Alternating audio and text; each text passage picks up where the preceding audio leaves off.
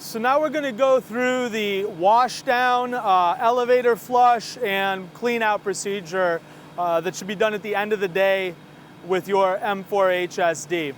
We're going to come over to that rear compartment again. We're going to take out the hydrant fill hose.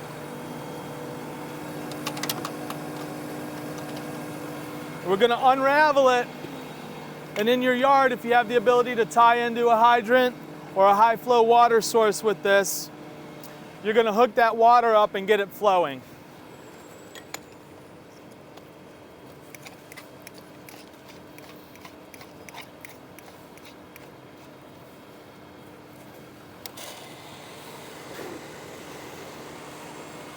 So right now the water is running and filling the tanks of the sweeper. In order to do the elevator flush out, remember there is a yellow handled ball valve that is in the back compartment where the water hose is stored. We're going to go ahead and turn that ball valve and redirect the water to the elevator system. With that water flowing, I'm going to go ahead and lower the hopper. I'm going to run the elevator in reverse.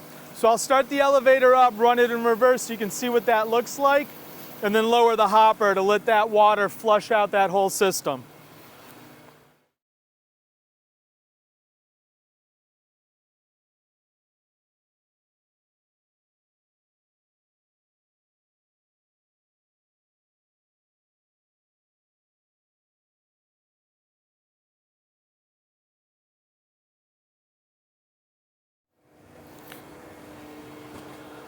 Now with that hopper down and the elevator running in reverse, we're going to let that flush out for a minute or so, clean out that elevator system. We want to make sure that we get all that dirt and debris away from the sprockets in particular.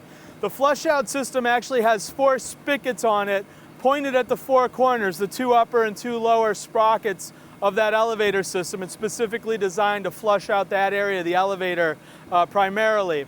Another idea, something you want to do at this point in time, whether you've used it or not throughout the course of the day, is to raise that leaf gate up. Bring that into the raised position. The reason being, as you flush out that material from the elevator, it's going to drop down to the ground with that elevator running in reverse.